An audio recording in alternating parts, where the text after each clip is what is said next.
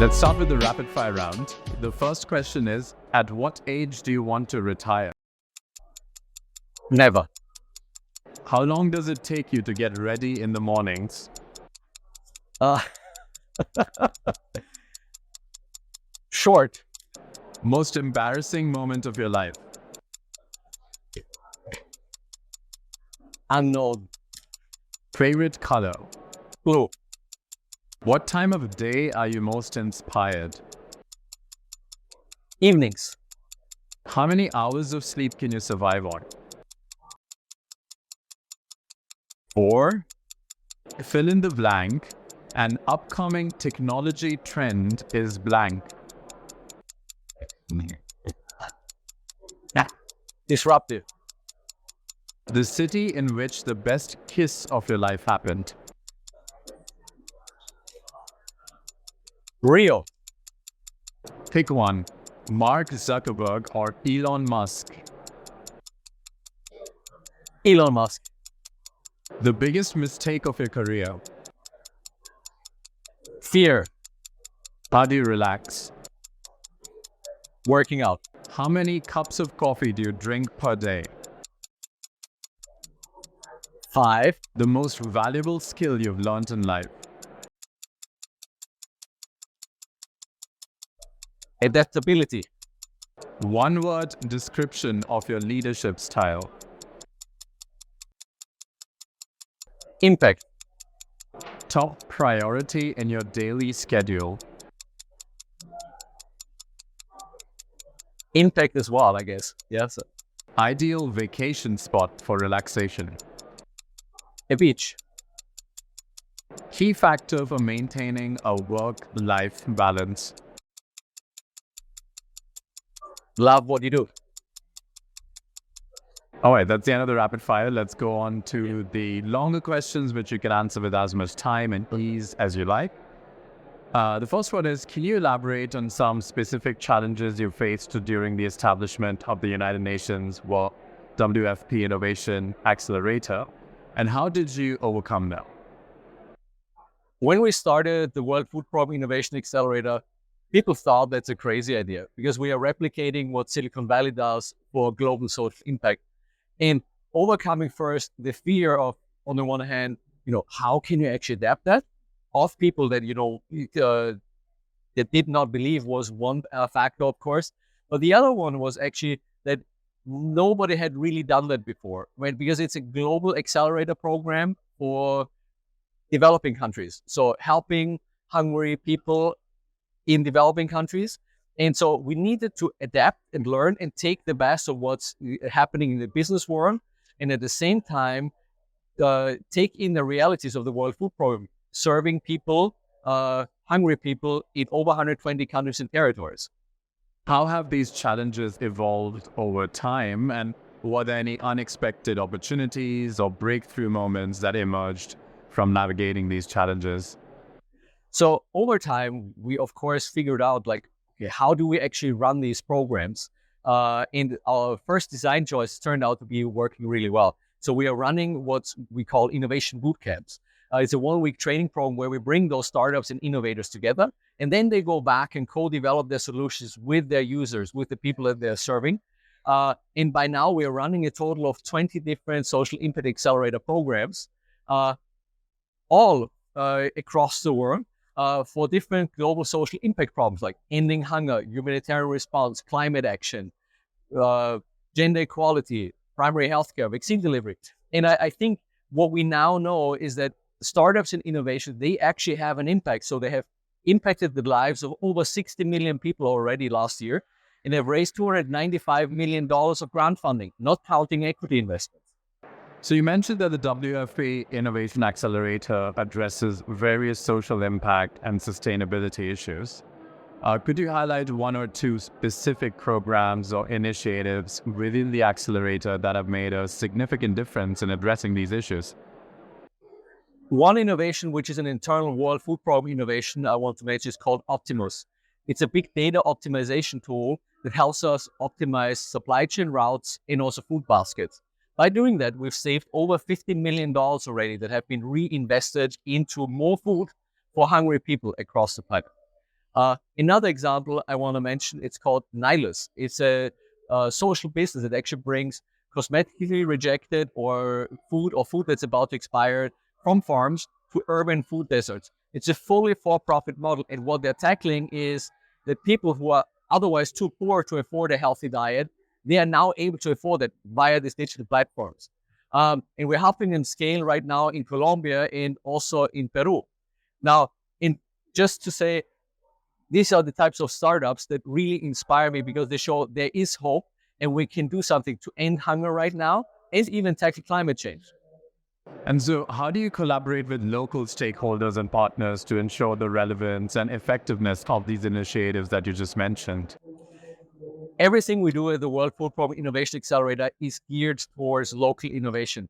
So the startups we're working with, they're co-developing with the users or the people that they are serving. So that's happening as we speak. In our secret superpower as well, Food Pro, we have the field network. So we're active in 120 countries and territories, which means that there's World Food Program staff who work with the local communities, NGOs, governments, the local people that are on the ground and have the knowledge also like what it takes to actually end hunger there.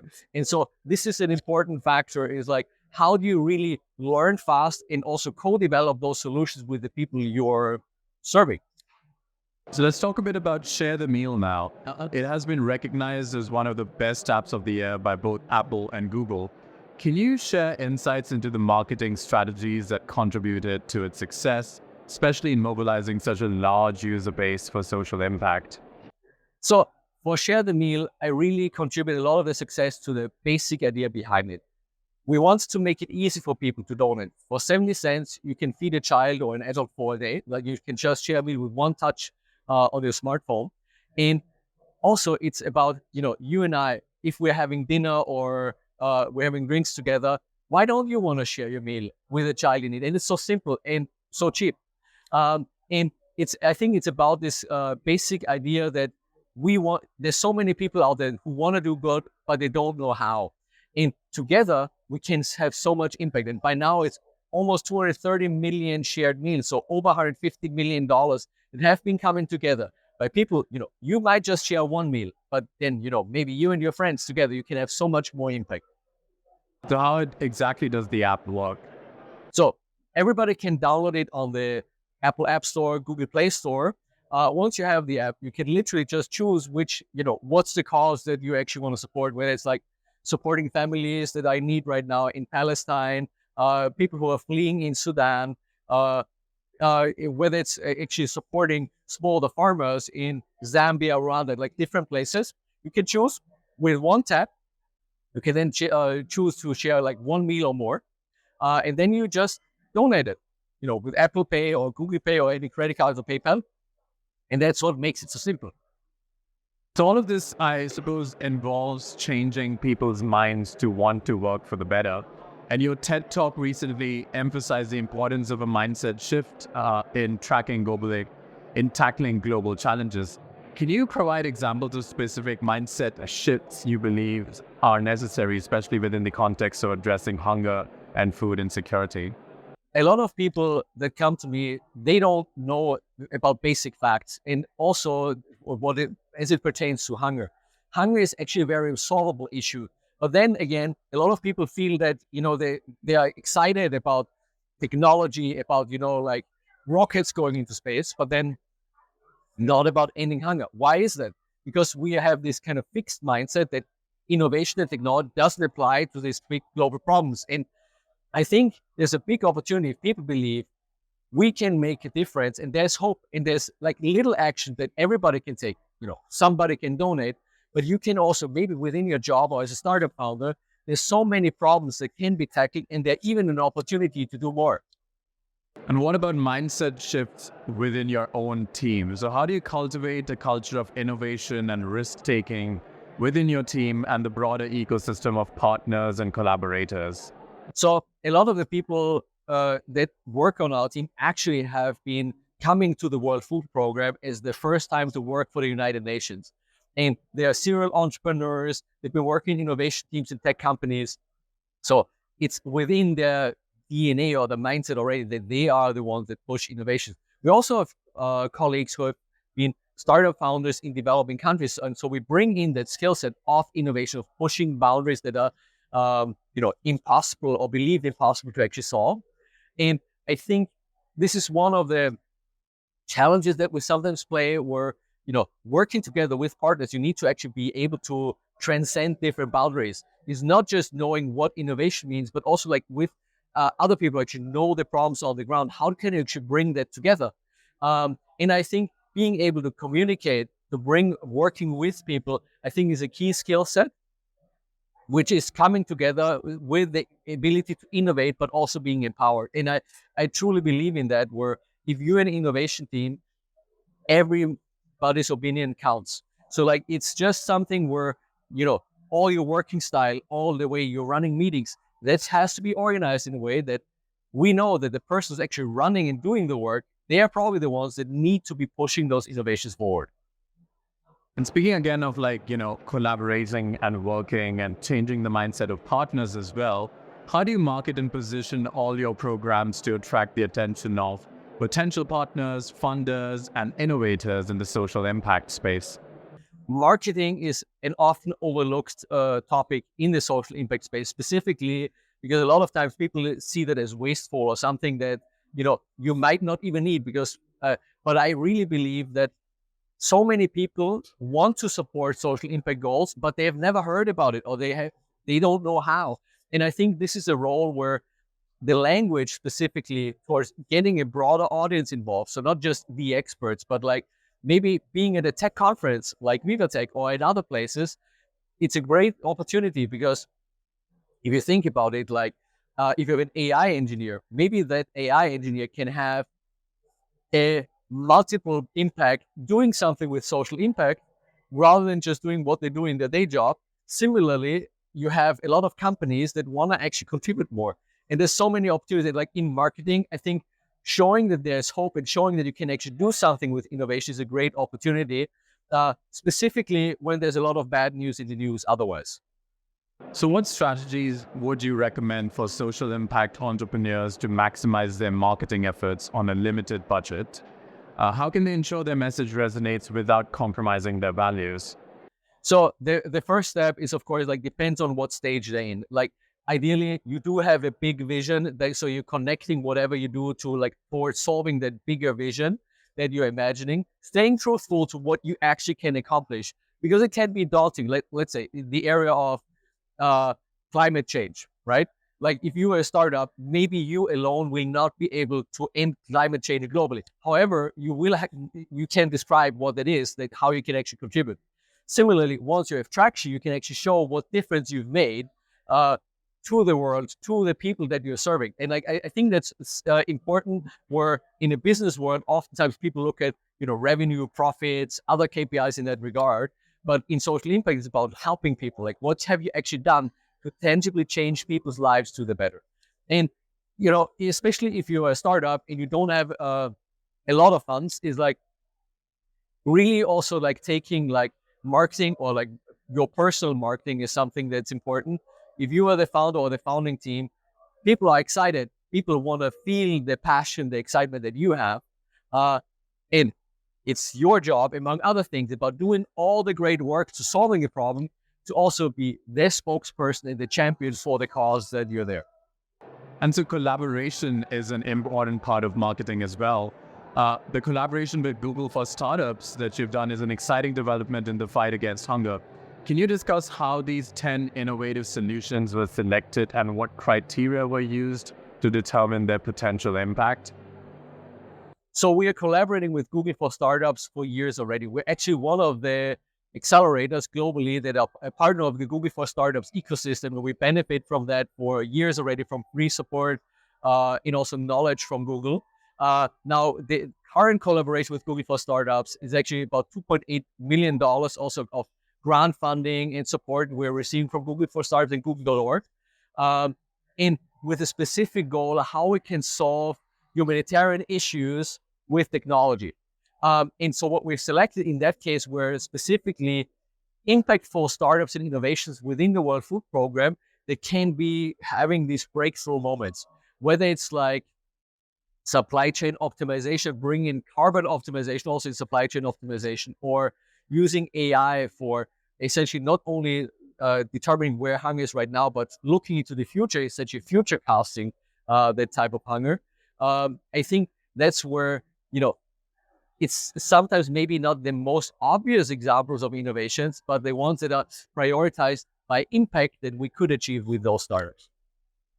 So speaking of innovation, could you share an example of a startup or innovation supported by the WFP Innovation Accelerator that faced initial challenges but ultimately achieved significant impact? How did the accelerator support them through this journey? Now, this is very interesting because every startup journey, like, you will face challenges. In those challenges, you either overcome them or I guess you will not be in business at some point anymore. And I think for every startup, you actually need to get used to, like, there will be constant challenges. Even if something is going really well, you will have other challenges. And it depends really, like early stage startups, later stage startups, those challenges, they are just shifting. And maybe let me take a social business. And Sanko, which we supported, they create a small device for smaller farmers to add vitamins and nutrients to like maize that's being milled at small mills. And so we actually helped Sanko to expand from Tanzania to Kenya. And what's interesting is that, they have been like very successful already, helping like over 2 million people actually via their solution that now have access to nutritious food, so they're not suffering from micronutrient deficiencies, malnutrition. But going from one country to the next, that's a new challenge. And like essentially, so we as World Food Program Innovation Accelerator, we help them do that also because we have teams not only in Tanzania but also in Kenya. So we're able to connect them with the local ecosystem, the government, different opportunities with the smaller farmers we're already working with. And so what role do mentorships and peer support play in all this? So mentorship is really important because it's one aspect. On the one hand, there's a lot of people that actually want to do good and they want to support. You might be an executive in a company or like a startup founder that you just want to give back to, like, some younger founders that actually work on these social impact challenges. And so we work with mentors globally. They can either be in our programs or innovation bootcamps or in our sprint phase with those startups or innovations. The other aspect, and like this is an important one, looking at like the peer support, it depends a little bit like which program. Sometimes we're running these programs virtually, sometimes we're running them hybrid or in person. Now, of course, the community is oftentimes better when you're doing something in person, but like also in a virtual setting, it is important. Now, what's exciting, and like I see this a lot where startup founders, specifically in the impact space, it's not about competition, but it's about helping each other. And sometimes one startup has already overcome a challenge that somebody else is still facing. And this is, at least, I think, one of the powers of being part of an ecosystem and community. And I can only encourage all innovators, all startup founders, if you work on something, seek feedback early by partners, by other startups, get challenged also, because you also want to hear the critical challenges. So speaking of challenges, the biggest challenge, of course, is zero hunger. It is an ambitious goal that requires collective action. In your opinion, what are some practical steps individuals and organizations can take to contribute towards achieving this goal? So the sad part is as well that in the last 8 years, we've actually gone backwards, so gone away from zero hunger because of all the conflicts that are happening, because of climate change and also economic shocks. When you think about like specific action that everybody can take, it's, if you start easy, it could be something like, just you could donate, whether it's share the meal, 70 cents, it's a very simple action that everybody can take. But also other charities, like support whatever you care about. Think about also what you can do as an individual. Now, sometimes that's about food loss or waste. Like, what do you do? Where do you buy the food? Do you throw it away? What quality standards do you use in terms of organic food, but if you're purchasing items that are coming from abroad, like what is the quality standard that you're actually using? But then as a company or as a startup founder, what is it that you can do? And I think this is an often overlooked area where, you can actually create a sustainable business that makes money and solves people problems at the same time. And if you're thinking about this, there's enough food on the planet right now to feed everybody. It's a real shame that this problem still persists. We could literally end global hunger right now. So whatever we need to take, I think it's not only possible, but if everybody just does one thing, we have a big chance to actually have impact together for those people. So moving from the individual to the state, how do you engage with policymakers and governments to advocate for all these policies and initiatives that address the root causes of hunger and food insecurity? So as World Food Program and also World Food Program Innovation Accelerator, we are largely funded also by governments, but also corporations and foundations, of course, and individuals. Now, we do advocate for the support we need, which historically, unfortunately, we do not receive. Like we typically have a funding gap between like 30 or 50%, so we don't have enough money to even help the most vulnerable people. And then again, when you look into like investing to the future, some of the funding, isn't there. We're engaging with a lot of different governments, and we're having good conversation across the globe with governments about innovations actually being seen as part of hope and the solution, because you have the same leverage you have in private sector. You're investing, and then you have a payback that's multiple into the future. Unfortunately, I think there's still room to grow, but I'm hopeful that, if we excite people about those opportunities, the startups, the innovations, that in showing the impact that they can have right now, that a lot more people will get excited and also actually bring more support, whether it's financial support, but also connections with, business ecosystems, public-private partnerships. I think there's lots of opportunities to work on. So corporations and governments working on this is one thing, but then we have philanthropy.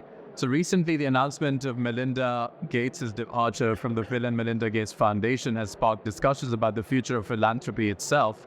What trends or shifts do you anticipate in the landscape of global philanthropy in the coming years?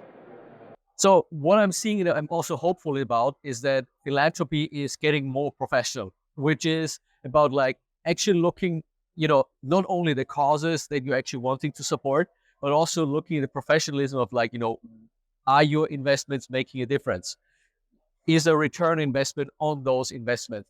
And I think that's important because like if you're giving a lot of money, ideally that money, at least my personal opinion, will have the biggest impact on the planet, on helping people, on helping the causes that you're actually passionate about.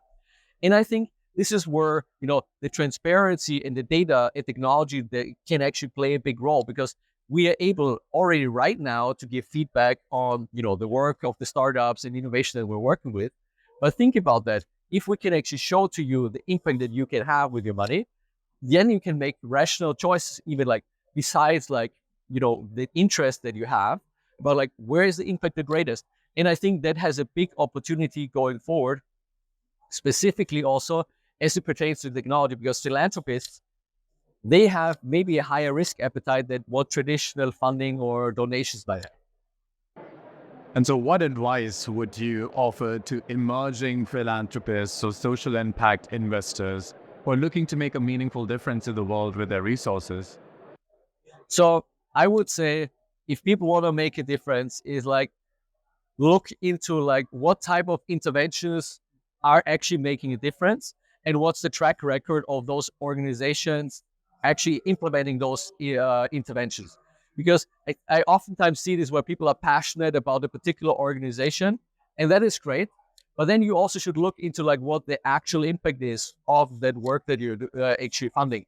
And I think that has been some of the early inspirations behind Share the Meal, to give you the feedback of what your donation actually makes, but also as the World Food Program Innovation Accelerator, where you want to know, you want to be able to track and put pressure on like creating results. And at the same time, be willing to also take some risks. Like if you want to see the big impact that you have from the business world, from the tech world innovations, that also is sometimes risky. That you're backing individual organizations, companies, startups. You want to know, do I trust those people? But then also diversify what is going to make a big difference. And then maybe you do some more traditional investments as well. So let's talk a bit about storytelling. In your experience, what role does storytelling play in effectively communicating social impact initiatives, like Share the Meal, to a broader audience? Can you provide examples of successful storytelling campaigns that resonated with users and donors? Storytelling is huge, and it's oftentimes related to, a person. It could be the founders, or it could be the person that's the person that's being supported, or like that's being served. And I think just connecting this, like the work that people are doing towards, like, people that are being served and how their life improves is so powerful. We've actually supported another initiative that's called, like citizen storytellers, where the people receiving like food or cash, like they become reporters, and they tell the story from their perspective. How, for instance, like life in a refugee camp is like, how they are perceiving some of these stories. And like, if you as a startup founder or the innovators are actually telling the stories, they're on the ground and you see the impact that you're making, I think that has a tremendous impact, not only on the people receiving that story, but also, on the people that you work with, because it ensures that you're staying truthful to helping people and not just staying somewhere remote. And so how do you balance the message in a story where there's like the urgency of helping the people in a humanitarian crisis, and also the importance of maintaining a positive and hopeful narrative in your story? How do you balance this need? So, as my role focuses on innovation, I guess I'm the storyteller of hope. There's so much bad news, there's so much crisis that are all around the world. It's my passion that I truly believe in that there is hope, and we can change the world with innovation and technology. And if more people just believe in that, I think we could engage a lot more people around the planet, because a lot of people are disinspired. They are thinking that there's so much negativity. They're shutting down all the noise. And I think that doesn't have to be that way. And of course, like, I think we need to balance this in terms of like innovation and technology cannot solve all the problems, but I think they can give hope to actually solve something and contribute towards a better planet. All right, so the last question for you is of a personal kind. What would you be doing in your life if not this? So I'm passionate about impact. So impact for me isn't exactly just about you need to do social impact, for sure. And like, this is where, when I started my career working for Boss Consulting Group, working on actually creating businesses or companies, I think it's the same theme that comes over and over again. It's about like, what can you do to actually improve people's lives through like new businesses, technology, innovation. So I think for me, what I'm really passionate about is doing things, and then, maybe creating a startup, working with large companies, with organizations, maybe investing into startups that create a difference for people. And I think there's so many fields also like that are a lot broader than just in pure social impact or sustainability, where people can make an impact. And I think probably in somewhere in that space, that's what I would do.